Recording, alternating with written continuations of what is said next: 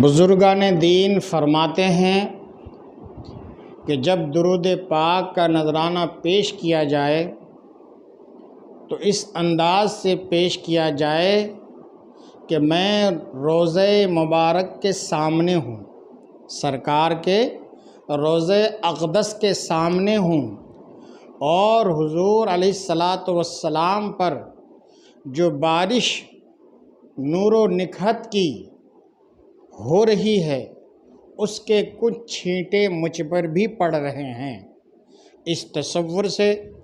درود شریف پڑھو تو پھر دیکھو کہ کیسا مزہ آتا ہے۔ درود شریف تو ایسی عبادت ہے کہ جس میں منہ سے بیک وقت